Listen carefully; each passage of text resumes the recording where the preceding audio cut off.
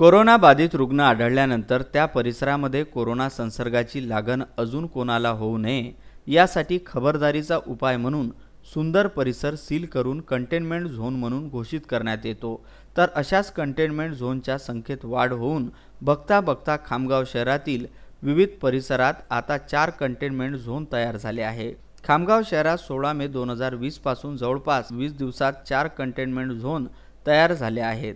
यामध्ये शहरातील जिया कॉलनी परिसरात 16 मे रोजी ठाणे येथून पाहुणी म्हणून आलेली 62 वर्षीय वृद्ध महिला कोरोना पॉझिटिव्ह आढळून आल्याने जिया कॉलनी परिसर सील करून पहिला कंटेनमेंट झोन म्हणून घोषित करण्यात आला। त्यानंतर शहरातील गोपाळनगर भागात 20 मेच्या रात्री 60 वर्षीय वृद्ध कोरोना पॉझिटिव्ह आढळून आल्यानंतर गोपालनगर परिसर दुसरा कंटेनमेंट झोन म्हणून घोषित करण्यात आला। त्यानंतर पूर्वार गल्ली परिसरात 1 जूनच्या रात्री पुणे येथून आलेला 31 वर्षीय कोरोना पॉझिटिव्ह आढळल्यानंतर पूर्वार गल्ली परिसर सील करून तिसरा कंटेनमेंट झोन हा घोषित करण्यात आला। आता 2 जूनच्या रात्री येथील समता कॉलनी भाग 4 मध्ये 36 वर्षीय इसम कोरोना पॉझिटिव्ह आढळल्याने हा परिसर सुद्धा सील करून चौथा कंटेनमेंट झोन म्हणून घोषित झाला आहे।